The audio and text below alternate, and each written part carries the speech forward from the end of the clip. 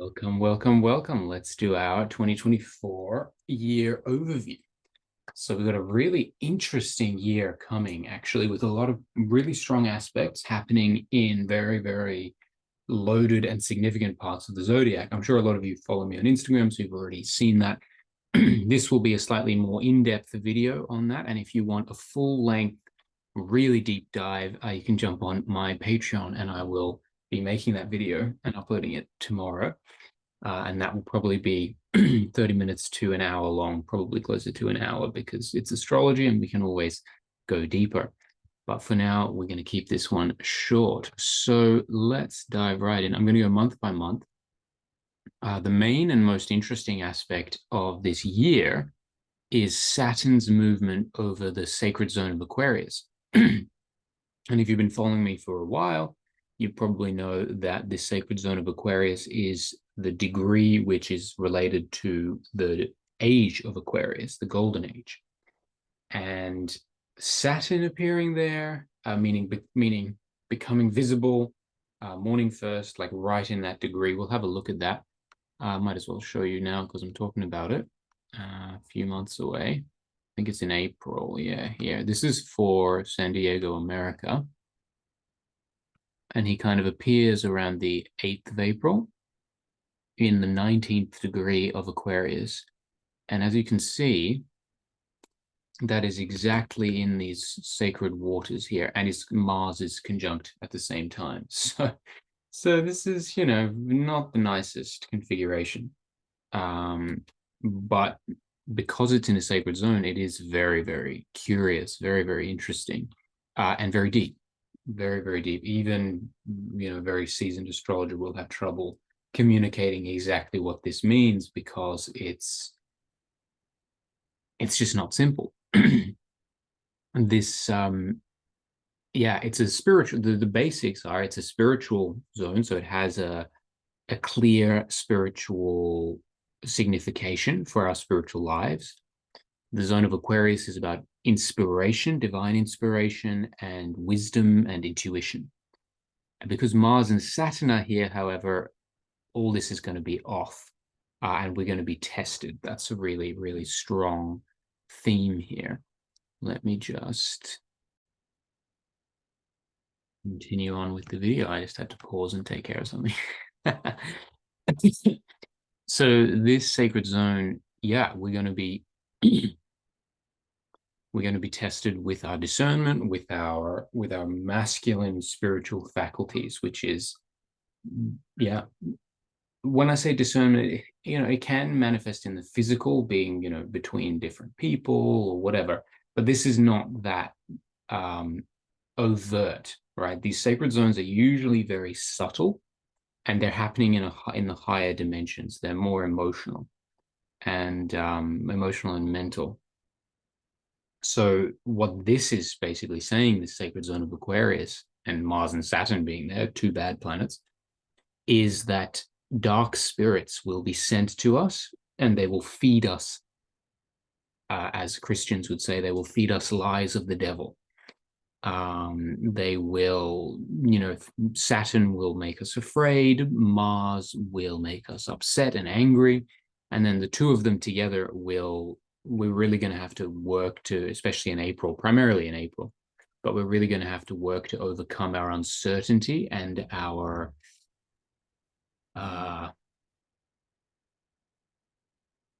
our lack of clarity and direction.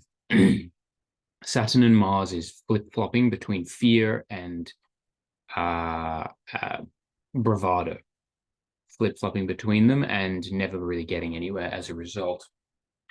So that is a very interesting theme. So you can see that through passing all these kinds of tests, heaven is here showing us in the sky. This year, we will test you in this is Aquarius as well, so it's going to be in the mental realm primarily, or in a more intellectual or higher, subtler vibrations, meaning through our thoughts and our feelings, it's going to come. And are we strong enough, in fact, to anchor in the divine frequencies of the golden age? So, you know, and of course, all these bad aspects, they're always a test, right? And they're always happening. There's no year without bad aspects. That's just part of life, part of astrology. But this is much more significant because we have this Saturn appearing there in the sacred zone and Mars making that conjunction at the same time. So it's pretty loaded. To give you an example of this Saturn in the sacred zone, you know what? I will get this guy up and change his name. Maybe let's see. Can we find him? So I'll give you an example of Saturn in the sacred zone of Aquarius. And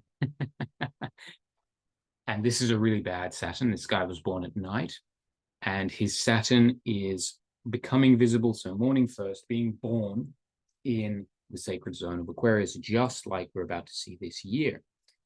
Now, of course, this appearance of Saturn in this degree happens every 30 years. This is not some big rare, oh my God, everything's changing. This happens every 30 years. It's not anything to be worried about. But it's nevertheless interesting to know where we are in that 30-year cycle and what that cycle has produced in the past. So here's our man. You can see here in the bottom left, there's this grayed out Saturn, meaning he's invisible. And above his head, morning first 1. This is actually not entirely correct. I need to change this.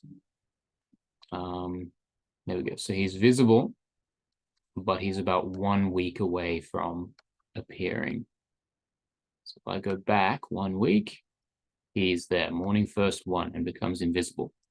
So he's within a 1 week of appearing in the sacred zone of Aquarius. This guy was born, and this guy is Karl Marx. This is the chart of Karl Marx. And, you know, when I saw this, I was gobsmacked at how accurate the ancient astrology really is, because Saturn and Mars are the planets of evil, the planets of the devil, both of them. And if they are found in a sacred zone, it means that the person is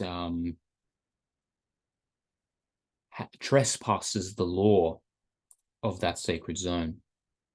And here, this guy, who we know well, trespasses the law of wisdom. And we can say also that he is often visited in his dreams and in his thoughts and ideas. Generally, he is visited by the evil spirits that come from Saturn. And that's exactly what he is. Lots of divine inspiration, or inspiration from the invisible world, which is not so divine. Demonic inspiration, really, is what we're talking about here. And there's more, you know, this is a very complex chart, but when I saw that, I was like, that's a little too good, you know, that's too clear, almost too clear, obviously. So that's, you know, that's the kind of idea you can get from this event that's coming. We're going to be visited by spirits who are giving us bad ideas. There will probably be in the general collective a lot of new innovations which are not for our highest good, which are, you know, demonic innovations. Let's be really clear. So that's something to just be aware of this year. And, you know, for people who are on the path of light, know that you will be tested. We will be tested with this spirit of uncertainty that will come, and the spirits of fear and rage, or anger, frustration. Frustration is a better way to put it, you know. So there's this test of, can we overcome our fear? Can we overcome our frustration? And you know, and go forward steadily without not only doubting, but without backtracking, without turning around. Can we just keep on going forward? So it's very interesting. Yeah, I really like how clear everything is there with those aspects. Let me just get our current chart up. So And we'll go month by month very slowly. We've got a few minutes left. I don't want to give away a huge amount in this video because that's for, I'm still walking the line between YouTube and Patreon. You know, some of my YouTube videos are really long. I give way more value than I really should. I'm happy to do them. You know, I want as many people as can see this to see this, but they're so kind of deep and detailed, the sort of average viewer won't really be able to follow, whereas my Patreon viewers will have more of a chance, hopefully. So this chart. So here we are coming in January 8th, January 9th today. Just kicking off with the new moon soon. Not today, but soon. And we do have all of these trines from Moon, Mercury, Mars, and soon Venus to Jupiter in Aries.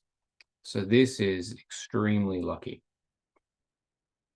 And a lot of charts that I ran for this month, they have, well, exactly this configuration. Jupiter or Mars on the MC or the Sun or something.